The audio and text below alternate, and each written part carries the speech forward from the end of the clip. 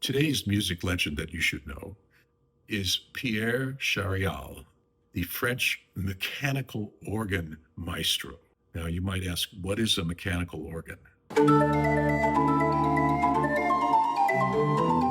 Maybe some of you have seen player pianos that use these paper rolls inside that turn around, and there's compressed air that shoots through these little slits and uh, operates the hammers of the piano. Mechanical organ is the same idea, except the compressed air goes through holes of these cardboard cartons, as he calls them, and they shoot through these slits and go directly through a harness into the pipes of the organ. So Pierre calculates all the distances precisely mathematically. And when he first started out, and when I first met him in 1993, he was doing this all by hand, drawing all these shapes. Now, for those of you familiar with synthesizers and computer music programs and stuff, this looks exactly like MIDI, something you would see on a computer screen. And it is an ancient version of MIDI that was hundreds of years old. And some composers like Haydn and Mozart actually wrote for the mechanical organ. But this was something that really nobody took that seriously in the modern age until Pierre came along. He is from Lyon in France, and he got a degree at the Lyon Conservatory. He's a great keyboard player, great pianist and composer, a highly musically educated person. And he poured all of his energy and genius, and I would say genius, into reviving and bringing this ancient instrument into the modern age. And he has created rolls, these cartons, for compositions of people, classical composers like Ligeti and Stravinsky.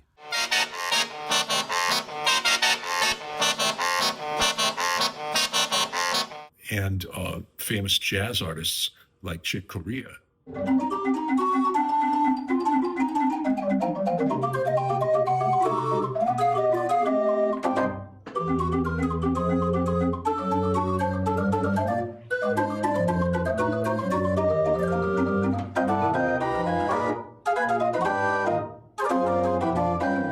And he's recorded albums with French jazz musicians where, he plays the mechanical organ by cranking this wheel, and he somehow or other stays in sync with the jazz rhythm section of piano, bass, and drums. It's really remarkable. And when we played together, I remember it was 1993 or 94 at Südwestfunk, German radio in Baden-Baden. And they had sent me a cassette tape of some of Pierre's music. And it blew my mind. I thought, oh my God, this guy's playing all this stuff. How's he doing it? He's the most incredible keyboard player I've ever heard. I didn't understand that it was a mechanical organ. And I walked into the room, and there was Pierre standing behind this contraption with this wheel turning and these cartons going through it. It was part of a very large band led by Michael Riesler with a string quartet and a brass quintet, bass and drums, fantastic Reno Garcia Fons on bass, and great drummer Robbie Amin. And Pierre played flawlessly with this ensemble, incredibly complex compositions that Michael had written.